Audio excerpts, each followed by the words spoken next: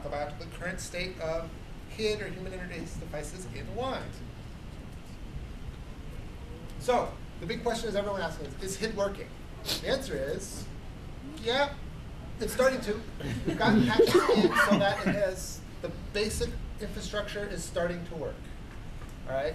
So I'll talk about what's working and how it works and how it goes together. And then the big question is, why would you care? And the answer is really, you probably don't. Because this is actually low enough level that the number of applications that are actually using this is pretty small. And the things that everybody cares about user-wise, like games and stuff like that, are using higher level technologies, which aren't making use of the HID work yet. And then in the middle of there, I'll do a bunch of fun demonstrations of things that I have working. And then the end of my slide deck is a bunch of very over-technical flow charts about IOCTLs and device stacks and things like that I had put together before I was told that I probably shouldn't do a overly technical presentation. So I'm including it in my slide deck, so when the slide deck gets published, and if you're curious, you can go look at those slides at the end and take a look at how the communications between the various parts of HID are implemented in one. And if I get to the end of it and everyone's like, yes, yes, I want to know exactly how those IOCTLs are passed from the user down to the device, then I can show you the flows that I built and put together.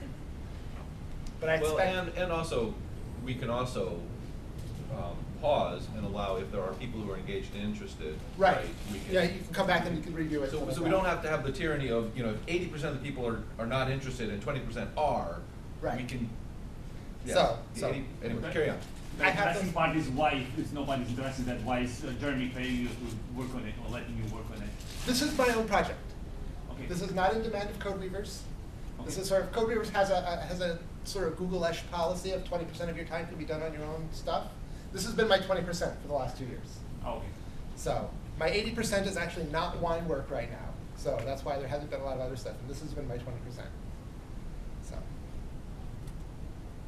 all right, so where do I have HID working? We have HID working on Linux HID raw.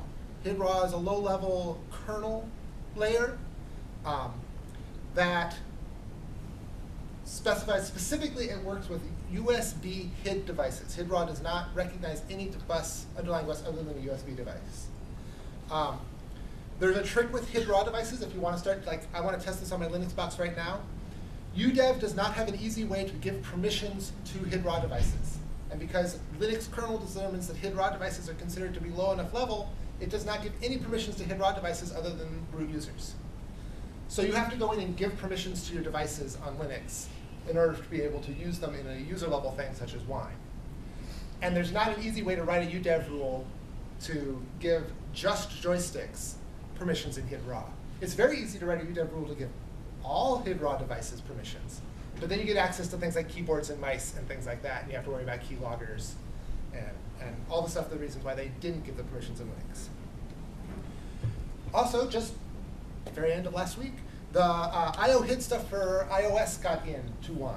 And that, the Mac is far more permissive than Linux is, and that just works. It gives userland permission to all the devices on the system, but it does not give you read permission by default to the keyboard and mice. So it'll enumerate the keyboards and mice, but if you actually try and open to read them, it squawks a bit. But it does work for all of the controllers. So on your Mac, the controllers will just work. You don't have to do anything, which is really nice. Looking towards the future, I want to write a platform for Linux event. This is the main thing that Linux programs tend to talk to controllers via. And the trick here is that, of course, the Linux event layer is talking generally to the HID raw layer below it, but it decomposes all of that into Linux event structures, and then the Wine platform is going to have to take those Linux event structures and recompose them back into HID structures to continue to pass up the chain. And I have code that does that, but the code hasn't been submitted yet because it's very big, very messy, and needs a lot of cleaning, and at least a lot of breaking up, because I am building an entire report descriptor from scratch based upon device information. And then, of course, there's the Android level. It would be nice to be able to get an Android platform supported, so then Android HID would plug into everything else as well. That's probably even more future than the other one, because the Android platform is still fairly it's out there in development preview. And at any time, if you have questions, just like flag me down and ask. I'm totally up to being interrupted. at any point. All right, so what is working in Wine in regards to HID?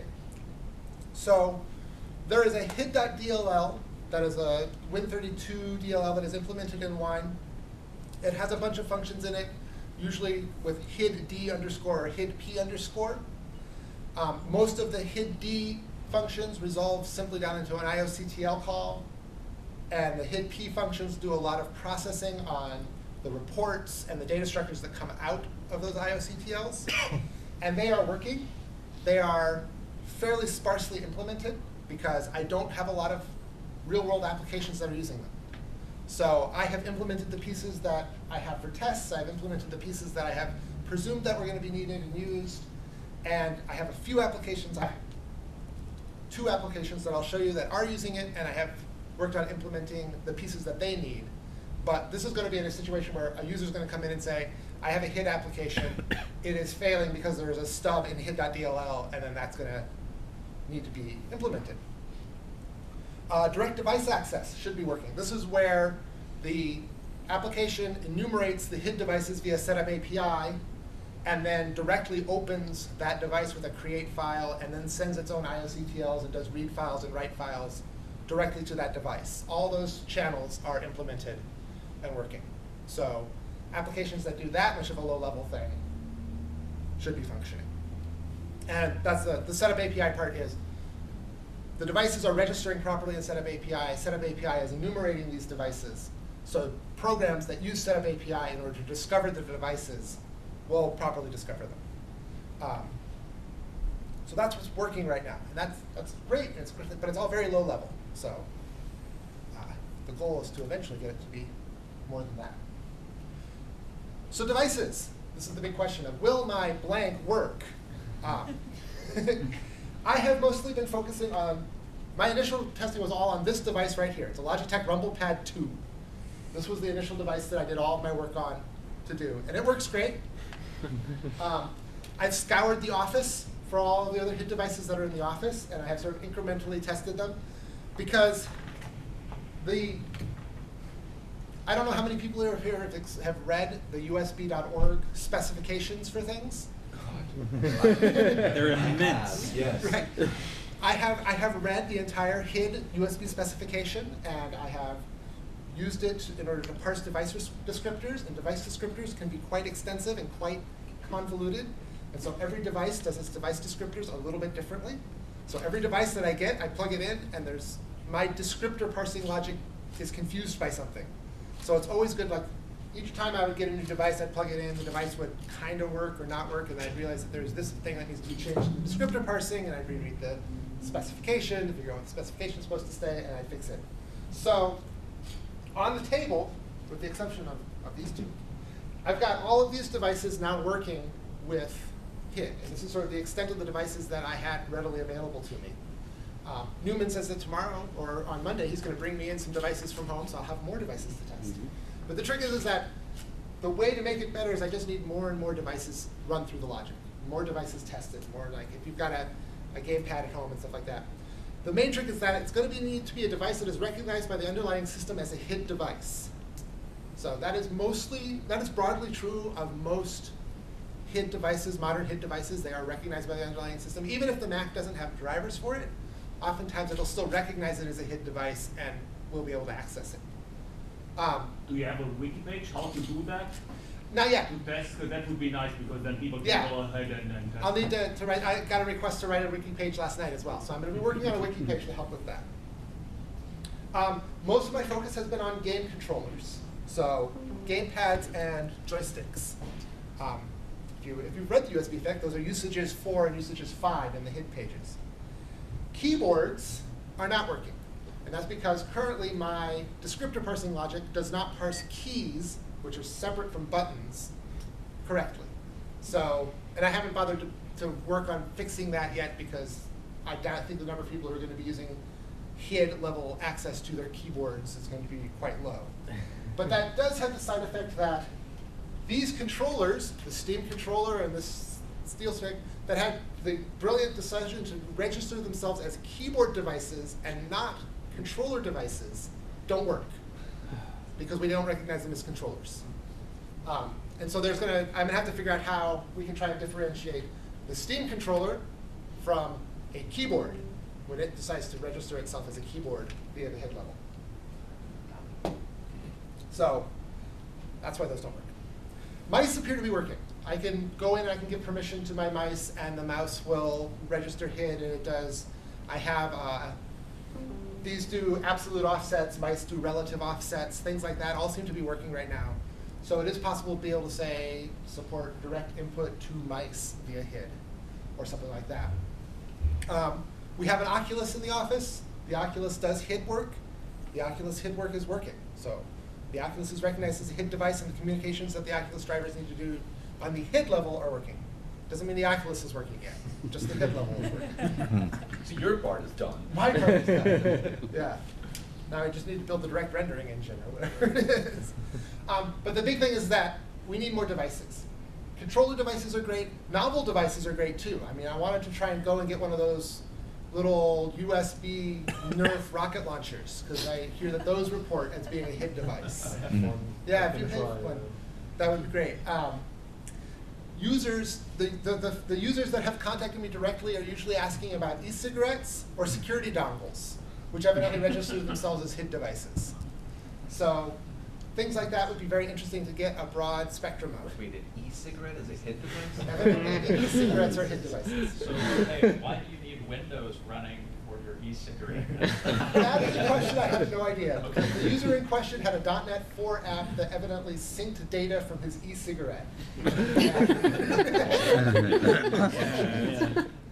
don't know. All right, so broadly, programs that directly access HID will now have something to do. So the question is, does anyone have one? Do people have? We do have one that I'm going to show. Likely these programs are often coded to custom hardware. So like the e-cigarette program, right? The e-cigarette programs are talking directly to the e-cigarette. The one that I have to show is a golfing swing analysis program, which is using a custom HID device of the golf swing. So that the broad thing is larger level games and stuff like that probably aren't doing this. Though I hear that iRacing, for example, the racing simulator, does some of this in order to turn LEDs on and off on the steering wheel. So there are probably some games that might be using a little bit of it. And the question is whether or not that works will be a good question. It depends on how it enumerates the device. If it's expecting to enumerate the device through the input, that's not going to work yet. If it's enumerating the device through setup API, then it might find the device and be able to talk to it and get something done. Sort of in a broad sense is that if a user comes and says, this program mostly works, the gamepad mostly works, I wonder if the HID is going to improve it. The answer right now is no. If the question is, it accesses this device and it doesn't work at all, will it work now? The answer is maybe. Depends on how it's trying to access the device. Because this is all new paths that previously weren't implemented in Wine at all. I sort of hit all my points in my little talk. What I want, because like right now what I think we need the most is a very broad range of testing. I want to hammer out as many of the bugs in my device parsing stuff as I can. The device report parsing and reports back and forth. So that there's a better and better chance that users can plug devices in and they're just parsed correctly, communicated to correctly, and just go forward. Wait, that went the wrong way. There we go. Fun technical demonstrations. All right, I'm going to show you some of the stuff that I've got working here. So my technical demonstrations do come with a little bit of a caveat that I am running my bleeding edge of HID, which is a little bit ahead of the current WineHQ stuff. The WineHQ stuff has stuff in, but is not, I've probably got about a dozen patches that I've put together in the last 2 weeks, about half of which have been submitted with no action yet. And so as things get in, we'll be able to bring all of the stuff up to this state. But I'm going to plug in my favorite little device here, which is the Logitech Rumble Pad. Right.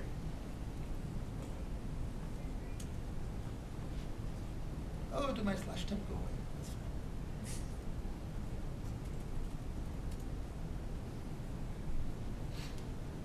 fine. OK. This is an application. I don't know how well you can see it, because I don't know if I can make that much bigger. on that screen. You can zoom in if you've got that enabled in system preferences. Control will you scroll. And you have to. Yeah. Control, scroll. Nope, I don't seem to have that enabled. All right, well, you can mostly see that. This is an application distributed by Microsoft. It's called HClient. It's a HID device enumeration and discovery program, and it works. So it puts up all of the HID devices that are discovered on your system. The great thing about Windows is it never forgets a device, right?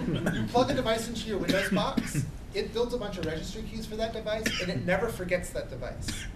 So there are a lot of devices in my wine prefix here that have asterisks by them. Those are devices that have been plugged in, but are not being discovered as plugged in right now. So this is like every device that has ever been plugged into this wine prefix. And it shows that the ones that are currently plugged in don't have the asterisks by them, so you can sort of see.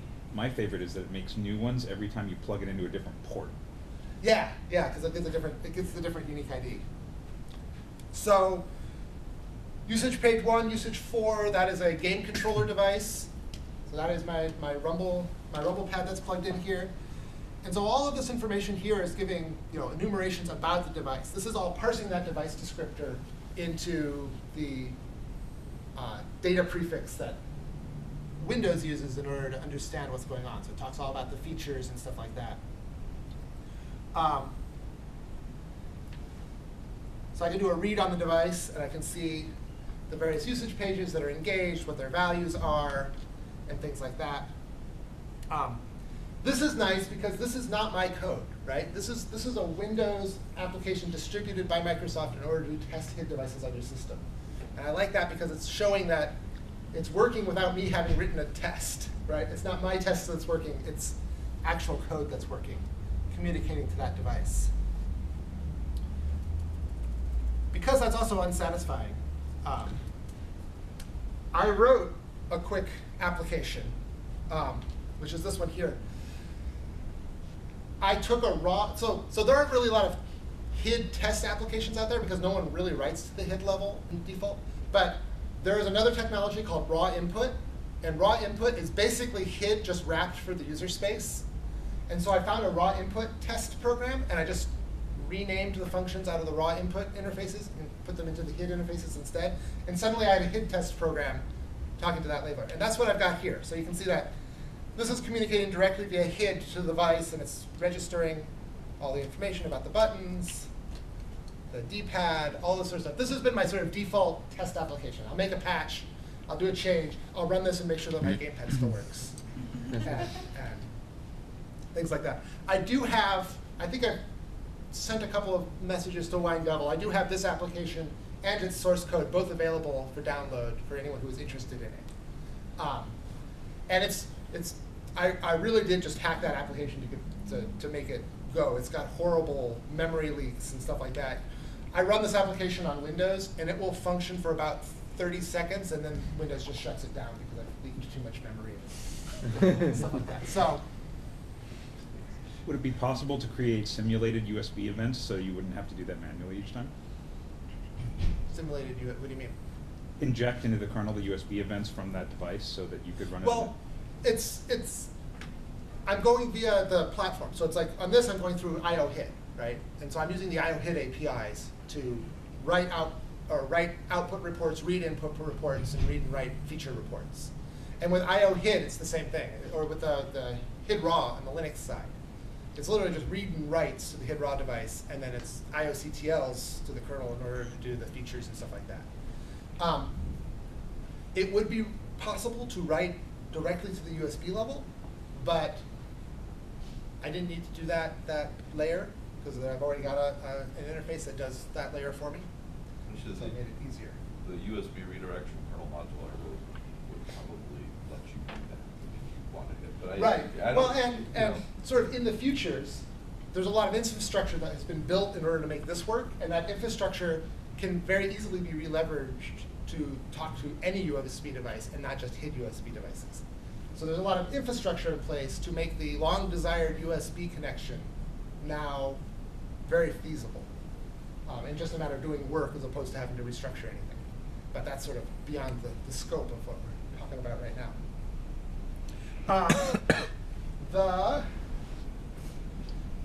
So my testing across all these applications has been showing. It's like, this one's nice, some technical details. The joysticks on this one are simple 8-bit values. The Xbox controllers use 16-bit, so there's differences in that. We've got this one. This controller was a bit of a thing. It's got 11-bit values. So it uses 11 bits to specify the X and Y. Packed? Packed, yes. So yeah, 11-bit packed. This one's 16-bit. Buttons are usually 1-bit, usually not packed, so they have padding, but sometimes they're packed. So there's a lot of logic in this code in order to take these strings of bits and pull out values out of them based upon the sizes. And it comes from the device description that the device sends? Yep. It comes from the device description that the device sent. The next thing I want to show is this one, because this is kind of a neat. This is a fun demonstration. So this is an OptiShot golfing swing analysis thing. I'm not a golfer. This was in the office. And it is a HID device that is a custom HID page, custom HID. So the vid and the PID is for the golf device, but the usage page and the usage for the device are in the custom range. So the system has no idea what kind of device this is, right? So it would be not supported on my Mac, but it's still reported as a HID device, which means that we can enumerate it and communicate to it.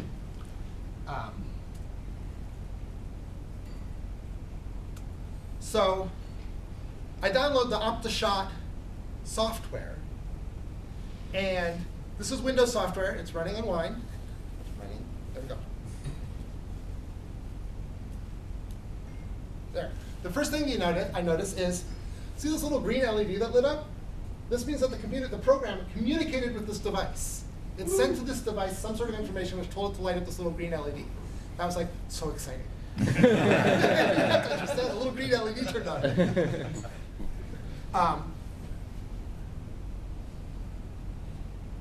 So I'm going to go practice my golf swing here. Which end Quite a bit, you'll see. So this is running straight up in Wine. The only changes I have in it are my sort of half a dozen changes for HID stuff that I've been doing over the last week testing with that. And so whoa. I found that I could just hit the golf ball 25 yards with my hand, right? But it meant that it communicates with this device. It's now using this custom HID device via Wine, via direct HID support, to be able to make this device usable for a user. Wow. Little right turns red during the HID, so it's communicating back and forth. And this is very exciting. Like, this is an example.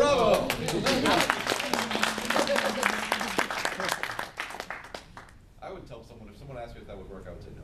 Yeah, up until this, I would have said, oh, you've got a custom device not recognized by your system. It won't work. And here's an example of it working via this HID stuff. So it's like, yay.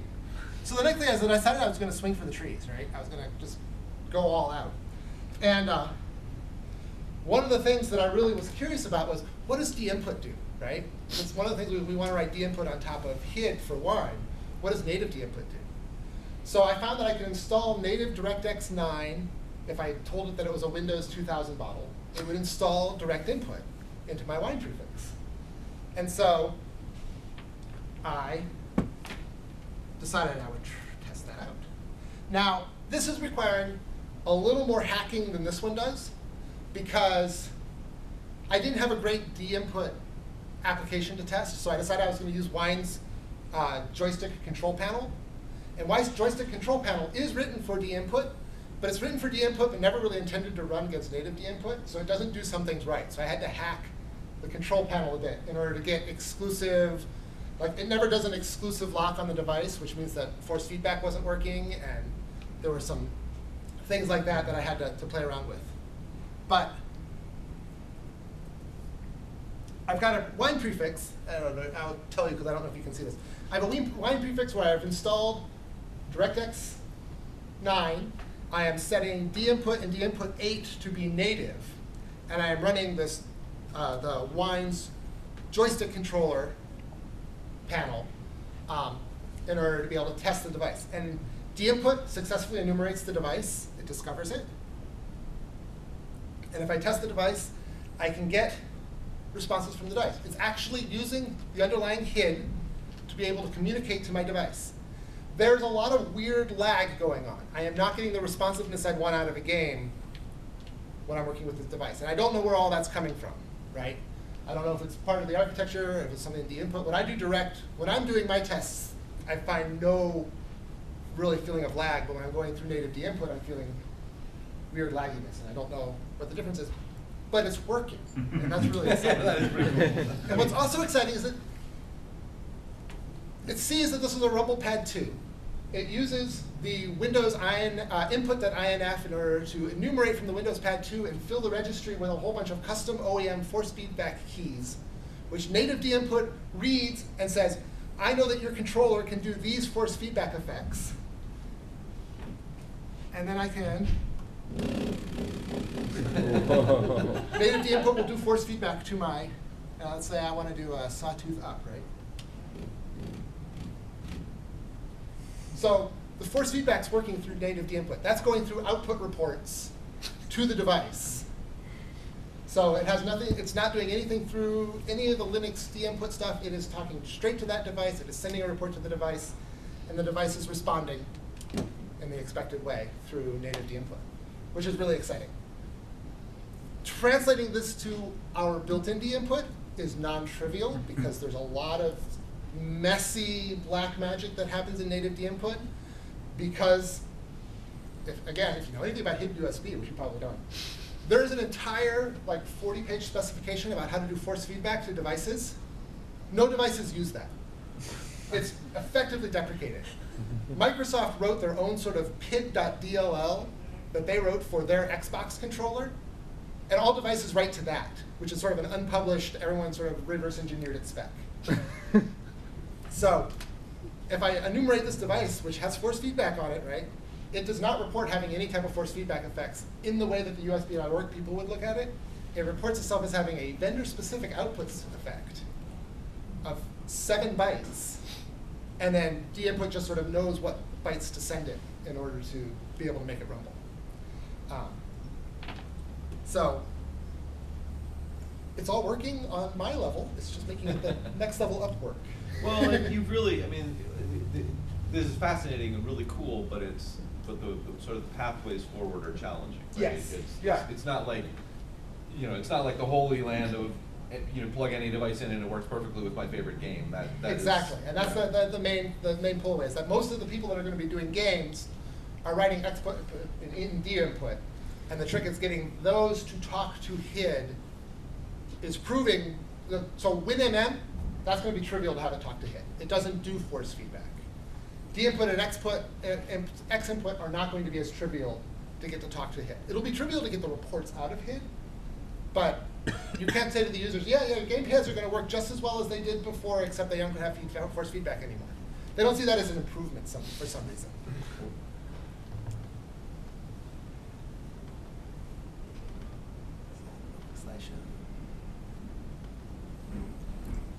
So, I've got things working, which is great. Like I'm saying, dinput. Native was working. That's really exciting. The native clearly uses HID as its communication device to the devices. It's using that layer. It's not talking to the devices directly or doing other weird stuff through WinMM or something like that. It is talking through HID. And then there are the force feedback problems I'm talking about. There's this pid.dll. There's this whole slew of OEM registry keys. All of these devices advertise themselves as working on Windows out of the box. And the reason why they do is that all of their custom registry information is included in this input.inf file that ships with Windows. Previously, they had to ship their own INF files that got installed. Now that since those are included in Windows, the keys are just magically written to the registry with no drivers needed. That doesn't help us unless we're going to steal their INF file. Xinput needs still some more investigation. I haven't looked at that. Presumably, it's also going to talk directly to HID. I don't presume that Xinput talks through dinput, but I don't know. I haven't done the investigation myself. But this does give us a nice, stable target platform to write Xinput against, and then just magically get all of the platforms underneath it.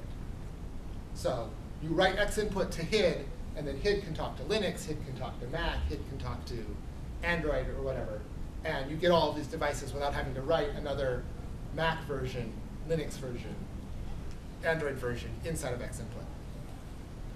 WinMM is easy. I actually have an implementation of WinMM that uses HID. It needs some cleanup. It needs some work. It might even be able to pull winejoystick.drv out, since the whole purpose of that was the cross-platforming it, and then be able to have just the HID level inside of WinMM, or write the HID level inside of winejoystick. I don't know. I have not gotten to that step. If someone else wants to do it, great. And then finally, I get people asking me about raw input. Raw input is actually really just a very simple wrapper around the HID level itself, but it communicates with the Windows messaging system, which is a trickier task. You have applications that register for raw input messages, and then they get the raw reports from the device via a Windows message, as opposed to having to do a read file themselves against the device. So I think it's mostly just wrappering work, but it also has to do with having something that's reading from a device and generating Windows messages. So it was sort of falling outside of my I can do it in an afternoon wheelhouse, and so I focused on this level instead. So if someone's like, hey, I know raw input at least enough to be able to keep reading about it on Google, and wants to start taking on that task, then it's doable, because we have that HID layer that it's wrapping around. So, questions? Notice I didn't talk anything about plug and play. That's because plug and play itself has gotten complicated enough, and that I feel like it warrants a discussion outside of just the HID level stuff. And I was also told to keep the presentation at about 15 minutes, and I couldn't do that in about 15 minutes. So we can talk plug and play if people are interested in specifically the plug and play layer. It is in place in a limited degree, and it can be expanded if there's demand for it. So there's room for plug and play to start working. It's just working well enough for what I'm doing, and would take too long. Native drivers. I still get asked questions about native drivers. They can be made to work. The main obstacle to native drivers right now are going to be the fact that NTOS kernel isn't really set up to run native driver level stuff. So native driver level things are going to be calling, instead of calling NT this and this, they're going to be calling KW such and such, and those are oftentimes just stubs because we don't need them. So we have done some work at CodeWeavers about supporting some native level drivers, and so it is doable. And so if there's any demand for it, most of the work is going to be actually supporting the driver itself as opposed to having it communicate to the device. That actually likely is going to start working. Any other questions, comments, thoughts, things that you want answers to? Walk me through the big picture, right? So, what is the users want to plug their Xbox controller in and play BioShock, or I don't know, right? Okay. Right. Right, so they want to plug their Xbox controller in, and they want to play Gauntlet, right? Gauntlet's an Xinput device, right? So what the application is doing is application is talking to Xinput, the Xinput DLL, 1_3 or whatever version of Xinput that it's going to do, right?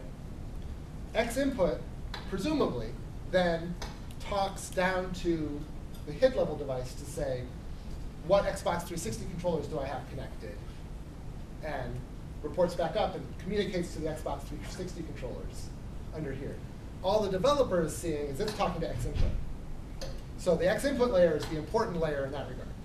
And there's been no work on the Xinput layer in this section. Right. Something like FIFA Soccer does this fun thing where it uses dinput and asks dinput to enumerate all the devices, and then gets the device paths out of the devices enumerated by dinput And if it determines that the device path points to an Xbox controller, it passes that device path to X input to say, this is the device I want you to start hearing. So there you've got even two levels. It's talking to D input, and then it's talking to X input. So D input needs to be able to then develop device paths that X input would understand. And D input's device paths are HID device paths. So D input's talking down to HID, getting these device paths, which are then communicating to X input, which is trying to do it. You know, a really old game is probably talking to WinMM, because WinMM has a joystick interface. And so WinMM needs to then talk to HID to actually talk to the hardware underneath. So all those cases are things that haven't changed now. And even when we convert them to HID, most likely are going to work the same as they did, right? Because we've got relatively good support for all of that, except for X input, which has sort of been desperately wanted, but no one wants to write it because no one wants to rewrite all the driver level stuff, right? Now handing someone you don't have to, just talk to HID. So the place where this is going to be, that the users are going to say, oh, wow, you made my device work, are things like this one, right? Where it's not talking to X input, it's not talking to D input.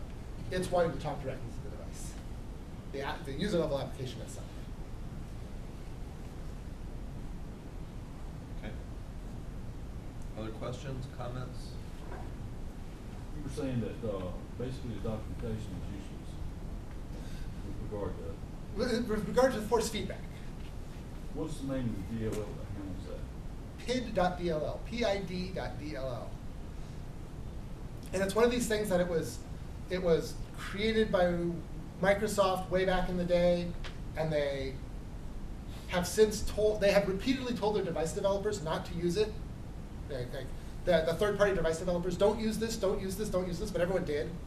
And everyone did, and I have heard rumors that in Windows 10, they have officially stopped shipping it, which is causing a bunch of device developers to go, our force feedback's not working. But in Windows 10, most people aren't using D-input anymore because they've been telling people not to use D-input for years and years and years as well. So they're doing it through X input. And X input evidently does its force feedback through a different mechanism that doesn't require PID.dll, and I haven't done the X input integration yet. So it's additionally hard because it was never clearly documented in the first place because no one was supposed to use it. It's been deprecated for years, so Microsoft has pulled all of the documentation that they did have off of their website. And yet, the force feedback controllers that I had to test, one of them, uses it. It is remarkably hard to find devices that do force feedback on a reasonable, I go to my thrift store and buy them controller budget. So if you have devices that have force feedback, that would be particularly interesting to see how they work. Have you tried the PlayStation 3 controller? Nope. I have a low budget copy. Gonna get that as soon as you set up the wiki page. Okay, I can set that up and get some people to start giving some tests and things like that. How about Bluetooth devices, assuming they even exist? The only Bluetooth devices I have are these two. And like I said, they're reporting as keyboards. And so I know that the Steam controller, there's a lot of discussion online about the Steam controller reporting itself as a keyboard, which implies to me that it's a new and different thing and not necessarily a symptom of being Bluetooth. So again, I only had two devices that both reported as keyboards, and so they both didn't work. Bluetooth devices will work on Mac because I/O HID doesn't care what the underlying bus is. So we'll talk to USB devices and it'll talk to Bluetooth devices. Bluetooth devices will not work with HID raw because Linux has decided that HID raw will only communicate to USB devices. Now, only communicating to USB doesn't necessarily eliminate Bluetooth because a lot of Bluetooths are implemented as bridged onto USB buses. So I don't know. But I know that, for example, the Xbox controller will work on my Mac. The Xbox controller does not report itself as a HID raw device to the Linux kernel. So it does not work as a HID raw device on Linux. I don't know why that is. I mean, for whatever reason, Microsoft did not decide to have it report as a USB device. But that's part of what testing devices. Like this one that I grabbed off of Newman's shelf, which is a little dongle for an ancient gamepad. This works great. No problem. It's happy, works just fine. Eric, what I'm wondering is maybe a thing we can, any more questions? I don't want to interrupt. But maybe what we could do is take like a 15-minute break, and then people who want to see more, converse more, and then Yeah. we can, so we can kind of micro break. If there are any more broad questions, I would be happy to answer them. Otherwise, that would be good. All right, well, thank you very much, Eric. Mhm.